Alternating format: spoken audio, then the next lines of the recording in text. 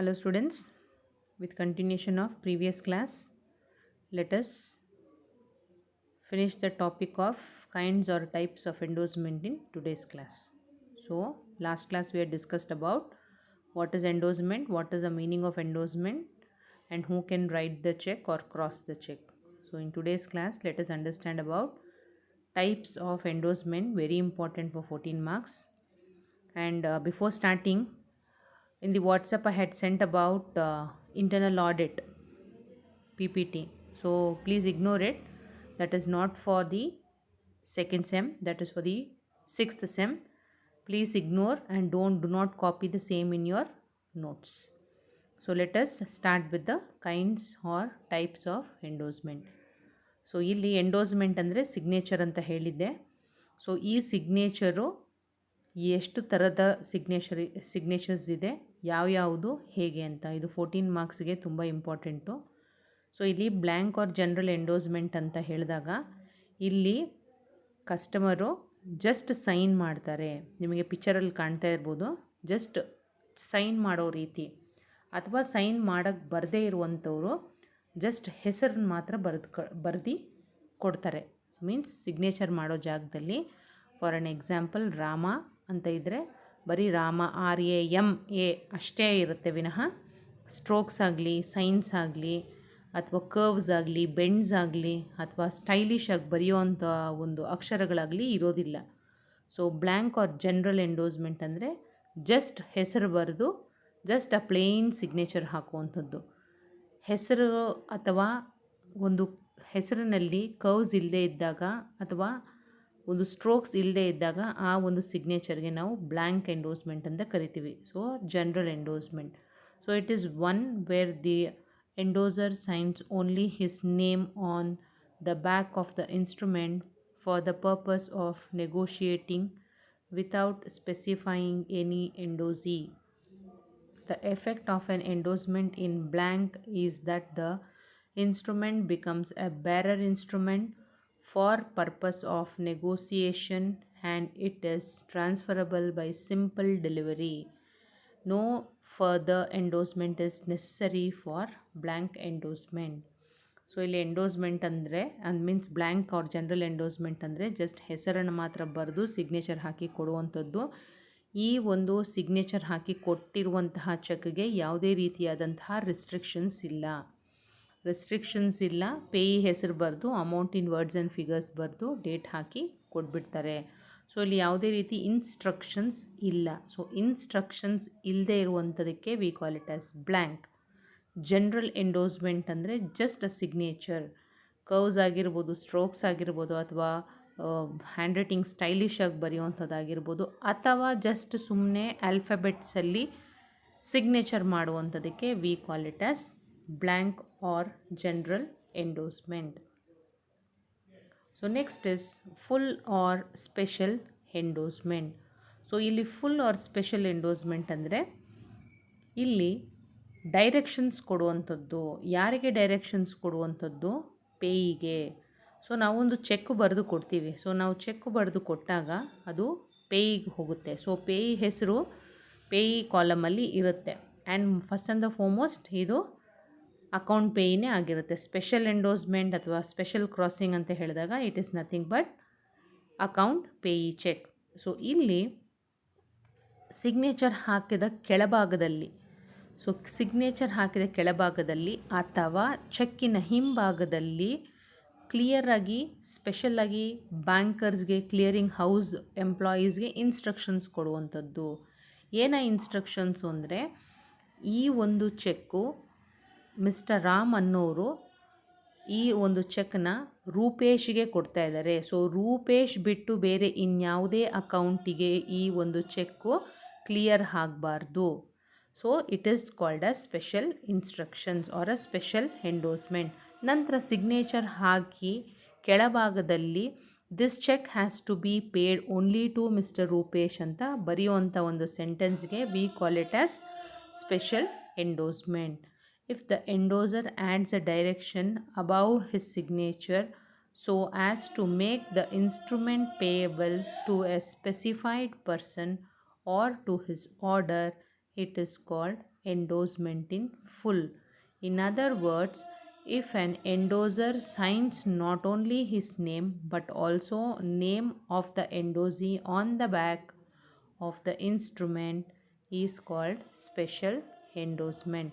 ಚೆಕ್ಕಿನ ಹಿಂಭಾಗದಲ್ಲೂ pay A or order ಅಂತ ಕೊಟ್ಟರೆ pay only to Rupesh it is my order ಅಂತ. So this type of endorsement is called as full or special endorsement. Next comes the restrictive endorsement. Restrictive ಅಂತ ಹೇಳೋದ್ರಲ್ಲೇ ಗೊತ್ತಾಗ್ಬಿಡುತ್ತೆ it is restriction. So restrictive ಎಂಡೋರ್ಸ್ಮೆಂಟಲ್ಲಿ the endorsement is been prohibited for 2 people.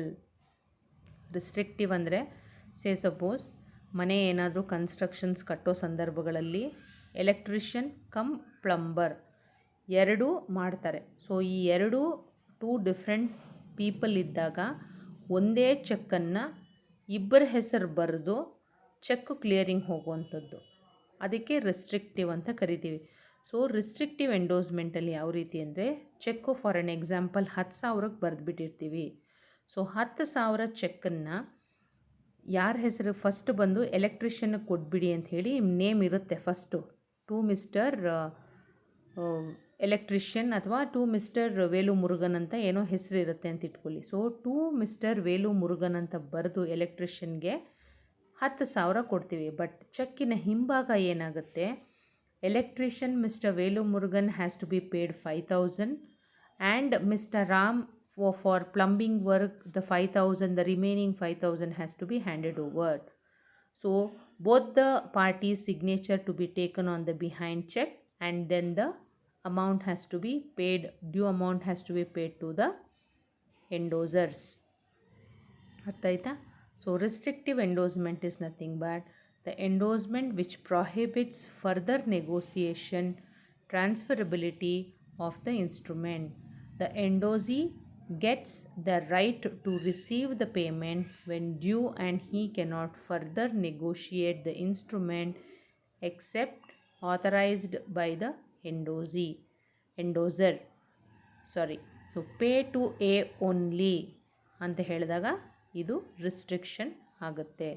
So ಇಲ್ಲಿ check bounce ಆಗಲಿ ಅಥವಾ check discounting ಆಗಲಿ ಈ restriction ಎಂಡೋರ್ಸ್ಮೆಂಟ್ಗೆ ಬರೋದಿಲ್ಲ. ಸೊ ವೇಲು ಮುರುಗನ್ ಎಲೆಕ್ಟ್ರಿಷಿಯನ್ಗೆ ಸ್ವಲ್ಪ, ನಂತರ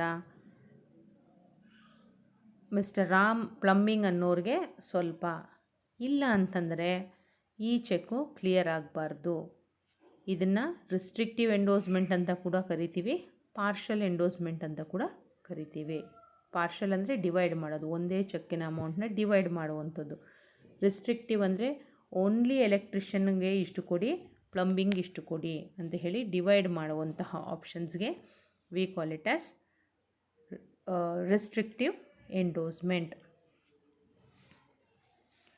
next comes endorsement sans recourse. So sans recourse ಅನ್ನೋದು ಒಂದು redoing process. So redoing process of endorsement which can be seen only in the banks. So bill of exchange ಯಾರು ಕೊಡೋದು? Banks ಕೊಡ್ತಾರೆ. ಸೊ ಈ bill of exchange ಅನ್ನೋದನ್ನು ನಾವು ಒಬ್ಬರ ಹೆಸರಿಗೆ ಬರೆದಿರ್ತೀವಿ, ಬಟ್ ಆ ಒಂದು ಹೆಸರಿನ ಚೆಕ್ಕು ವ್ಯಾಲಿಡ್ ಆಗದೇ ಇರ್ಬೋದು ಅಥವಾ ಡೇಟ್ ಆಗೋಗಿರೋಂಥದ್ದು ಇರ್ಬೋದು ಅಥವಾ ಏನೋ ಒಂದು ಕಾರಣಾಂತರದಿಂದ ಪ್ರಾಡಕ್ಟು ಡೆಲಿವರಿ ಆಗದೇ ಇರಬಹುದು. ಹಾಗಾಗಿ ಈ ಒಂದು ಬಿಲ್ ಆಫ್ ಎಕ್ಸ್ಚೇಂಜು ಅವ್ರಿಗೆ ತಲುಪದೇ ಇರುವಂತಹ ಸಂದರ್ಭಗಳಲ್ಲಿ ಎಂಡೋರ್ಸ್ಮೆಂಟ್ ಸ್ಯಾನ್ಸ್ ರೀಕೋರ್ಸ್ ಅಂತ ಬರ್ತೀವಿ. So sans recourse is nothing but redoing the bill of exchange. So redoing initiation of checks or redoing initiation of DDs is called as endorsement sans recourse ಅಂತ ಕರಿತೀವಿ. So if endorser does not want to incur any liability in the event of the instrument being dishonored, he may do so by writing the words sans recourse or without recourse to me after the endorsement. These words will exclude the liability of the endorser altogether. ಚೆಕ್ಗೆ ಜೀವ ಇರುವಂಥದ್ದು check ಮೇಲೆ date ಬರೆದುಬಿಟ್ರೆ ಆ ಡೇಟಿಂದ 3 ತಿಂಗಳಿಗೆ ಮಾತ್ರ ಕಾಲಾವಕಾಶ ಇರುತ್ತೆ.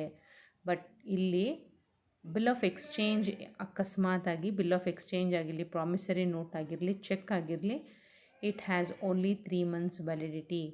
So ಈ 3 months ವ್ಯಾಲಿಡಿಟಿ ಏನಾದರೂ ಮುಗಿದೋಗಿದ್ದ ಸಂದರ್ಭಗಳಲ್ಲಿ ಸ್ಯಾನ್ಸ್ ರೀಕೋರ್ಸ್ ಎಂಡೋಸ್ಮೆಂಟ್ ಅಂತ ಹೇಳಿ ಚೆಕ್ ಹಿಂಭಾಗ ಅಥವಾ ಚೆಕ್ಕಿನ ಸಿಗ್ನೇಚರ್ ಮಾಡೋ ಕಾಲಮಿನ ಮೇಲ್ಭಾಗದಲ್ಲಿ ಬರೆದಾಗ ಅದನ್ನು ಪ್ರಾಸೆಸ್ ಮಾಡಿ ಅಂತ ಹೇಳುವಂತಹ ಒಂದು ವರ್ಡ್ಗೆ, ಹೇಳುವಂತಹ ಒಂದು ಇನ್ಸ್ಟ್ರಕ್ಷನ್ಸ್ಗೆ, ಕೊಡುವಂತಹ ಒಂದು ಇನ್ಸ್ಟ್ರಕ್ಷನ್ಸ್ಗೆ we call it as endorsements sans recourse ಅಥವಾ ಸ್ಯಾನ್ಸ್ ರೀಕೋರ್ಸ್ ಎಂಡೋಸ್ಮೆಂಟ್ ಅಂತ ಕೂಡ ಕರಿತೀವಿ.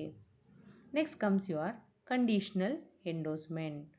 ಕಂಡೀಷ್ನಲ್ ಎಂಡೋಸ್ಮೆಂಟ್ಸ್ ಯಾವ ರೀತಿ ಅಂತಂದರೆ, for an example, I am issuing a cheque to Mr. Sujit. So, Sujit, who is put up in JP Nagar, only that particular person has to withdraw on that particular bank account. So, the endorsement to may be presided by certain condition which should be fulfilled by the endorsee to receive the payment. So, ಇಲ್ಲಿ pay Sujit or order on the arrival of Mr. Sumit at JP Nagar, Mumbai by 30th September ಅಂತ ಹೇಳಿದಾಗ 30th September ಅವರು arrive ಆಗ್ತಾರೆ. So ಹಾಗಾಗಿ ಈ cheque ಆ ಟೈಮ್ಗೆ ಆ ಸಂದರ್ಭಗಳಲ್ಲೇ ಇದನ್ನು ಡೆಲಿವರಿ ಆಗಬೇಕು. ಅವರು ಎಲ್ಲಿ ಹೋಗಿ ಡೆಲಿವರಿ ಮಾಡಬೇಕು, ಅವರ ಮನೆ JP ನಗರ್ ಮುಂಬೈಯಲ್ಲಿರುವಂತಹ ಮನೆಗೆ ಹೋಗಿ ಇದನ್ನು ಡೆಲಿವರಿ ಮಾಡಬೇಕು. ಇದು ಅರೈವಲ್ ಆಗಬೇಕು.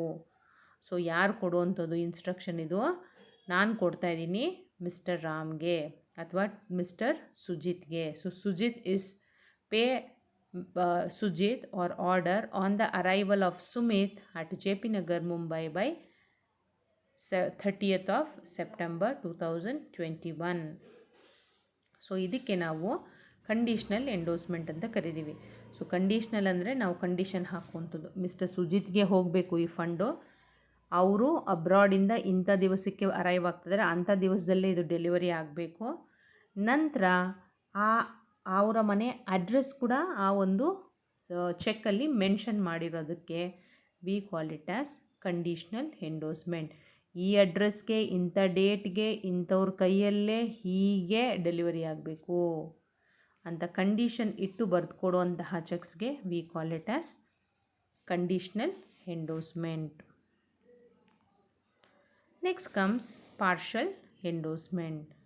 ಪಾರ್ಷಲ್ ಎಂಡೋಸ್ಮೆಂಟ್ ಹಾಗೆ ಹೇಳಿದಾಗ ನಾನು ನಿಮಗೆ ರಿಸ್ಟ್ರಿಕ್ಟಿವ್ ಎಂಡೋಸ್ಮೆಂಟಲ್ಲಿ ಕೂಡ ಇದೇ ಬರುತ್ತೆ ಅಂತ ಹೇಳಿದ್ದೆ ನಾನು.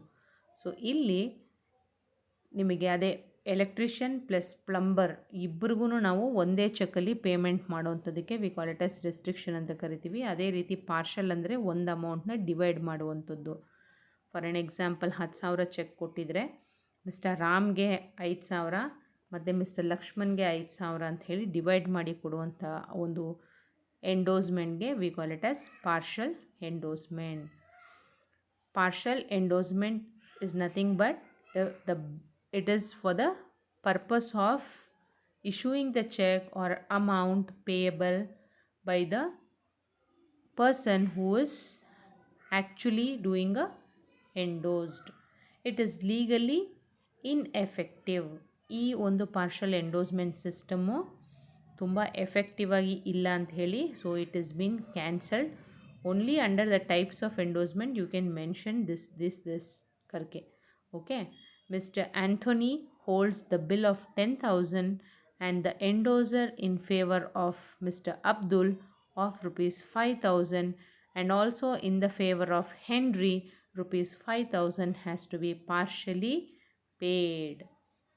ಅಂದರೆ ಹೆನ್ರಿ ಅವ್ರಿಗೆ ಮತ್ತು ಆ್ಯಂಥನಿ ಅವ್ರಿಗೆ ಈ ಒಂದು ಎರಡೂ ಅಮೌಂಟು 5,000 ಅನ್ನೋ ಅಮೌಂಟ್ನ ಅಬ್ದುಲ್ಲಾ ಅನ್ನೋರು ಚೆಕ್ಗೆ ಸೈನ್ ಮಾಡಿ ಕೊಡ್ತಾ ಇದ್ದಾರೆ. ಸೊ ಇಟ್ ಈಸ್ 10,000 ಇರುವಂಥ ಅಮೌಂಟ್ನ it is been divided between two partially and it is been given to both the parties. So these type of endorsement or checks is called as partial endorsement. ಇಲ್ಲಿ example ನೋಡಿ, it is one which purports to transfer only part of the amount payable under the instrument, or which purports to transfer the instrument to two or more endorsees severally. Such partial endorsement is not valid for negotiation. So ಈ ಒಂದು endorsement ಹಿಂದೆ ಇತ್ತು, but ಈಗ ಅದನ್ನು cancel ಮಾಡಿದ್ದಾರೆ. For an example, pay B or order of rupees 2000 and C or order of rupees 2000. So ಒಂದೇ ಅಮೌಂಟ್ನ divide ಮಾಡುವಂತಹ ಒಂದು ಚೆಕ್ಸ್ಗೆ ಎಂಡೋಸ್ಮೆಂಟ್ಗೆ we call it as partial endorsement. Next comes facultative endorsement. So facultative ಅಂದರೆ ಏನು?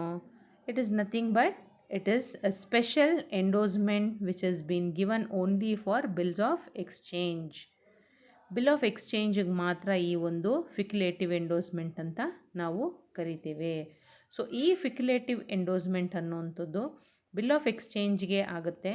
ನಂತರ ಈ ಎಂಡೋಸ್ಮೆಂಟು ವೇವ್ ಆಫ್ ಆಗಿಬಿಡುತ್ತೆ. For an example, Ficculative endorsement is a special form of endorsement of bill of exchange which waives certain duties towards the endorser. For instances, it may say that no notice of dishonor is necessary. Pay A or order notice of dishonor is waived. Ficculative endorsement ಅಂದರೆ redoing ಅಥವಾ abundance of some rights against the instrument. So ಈ ಒಂದು suppose jeans pant manufacture ಮಾಡುವಂತಹ ಕಂಪ್ನಿಗೆ ನಮಗೇನಾದರೂ ಬಲ್ಕಾಗಿ order ಸಿಕ್ಕಿದ್ರೆ bill of exchange ರೆಡಿಯಾಗಿರುತ್ತೆ. ಯಾವುದೋ ಒಂದು ಕಾರಣಾಂತರದಿಂದ ಆ ಒಂದು ಪ್ರಾಡಕ್ಟು, ಆ ಒಂದು ಗೂಡ್ಸು ಅವ್ರಿಗೆ ತಲುಪದೇ ಇರುವಂತಹ ಸಂದರ್ಭಗಳಲ್ಲಿ ಆ ಎಂಡೋಸ್ಮೆಂಟು ಒಂದು ಇನ್ಸ್ಟ್ರಕ್ಷನ್ ಕೊಟ್ಟು, ಸ್ಪೆಷಲ್ ಇನ್ಸ್ಟ್ರಕ್ಷನ್ ಕೊಟ್ಟು ಕ್ಯಾನ್ಸಲ್ ಮಾಡಿಬಿಡ್ತಾರೆ. ಸೊ ಈ ಕ್ಯಾನ್ಸಲ್ ಮಾಡುವಂತಹ ಒಂದು ಎಂಡೋಸ್ಮೆಂಟ್ ಪ್ರೋಸೆಸ್ಗೆ we call it as facultative endorsement. Especially this facultative endorsement works in bill of exchange ಅಥವಾ ಬಿಲ್ಸ್ ಆಫ್ ಎಕ್ಸ್ಚೇಂಜಲ್ಲಿ ಮಾತ್ರ. So facultative endorsement is a special form of endorsement of bills of exchange which waives certain duties towards the endorser. For instance, it may say that no notice of dishonor is necessary. For an example, pay A or order notice of dishonor is waived ಅಂತ ಕರೆಯುವಂಥದಕ್ಕೆ we call it as speculative endorsement. The last type of endorsement is forged endorsement. Forged is nothing but doing forgery signatures. Ram signature ಬದಲಾಗಿ ಅವ್ರನ್ನ ನೋಡಿಕೊಂಡು ಮತ್ತೊಬ್ಬರು ಲಕ್ಷ್ಮಣ್ ಅನ್ನೋರು ಅವ್ರು Ram signature ಹಾಕುವಂಥವ್ರಿಗೆ ಆ ಒಂದು ಚೆಕ್ಗೆ we call it as forged signature or forged endorsement. So forged endorsement it refers to an endorsement where in the endorser's signature is forged. Means original ಆಗಿ ಓನರ್ ಸಿಗ್ನೇಚರ್ ಮಾಡೋದು ಬಿಟ್ಟು ಅವರ ಸಹಪಾಠಿಗಳು ಅಥವಾ ಫ್ರೆಂಡ್ಸ್ ಆಗಿರ್ಬೋದು, ಕಲೀಗ್ಸ್ ಆಗಿರ್ಬೋದು, ಫ್ಯಾಮಿಲಿ ಮೆಂಬರ್ ಆಗಿರುವಂಥವರು ಅವರ ಬದಲಾಗಿ signature ಮಾಡಿದ್ರೆ ಆ ಒಂದು ಚೆಕ್ಗೆ we call it as forged endorsement or forged signature. So it will not be valid. A title to the endorsee or a transferee, even if he is a holder in due course, he has to wait for the original signature and then the payment should be paid to the payee. So ಒಂದು strokes, ಒಂದು ಚುಕ್ಕಿ, ಒಂದು line ಇಲ್ಲ ಅಂದ್ರೂ cheques pass ಆಗೋದಿಲ್ಲ. So these are the types of endorsement students. Any doubt, any clarification, please do call me or message me. I will reply back to you guys. So ಇಲ್ಲಿಗೆ second chapter is done. So I will be sending a PDF notes for you guys. You can have a check. Thank you very much.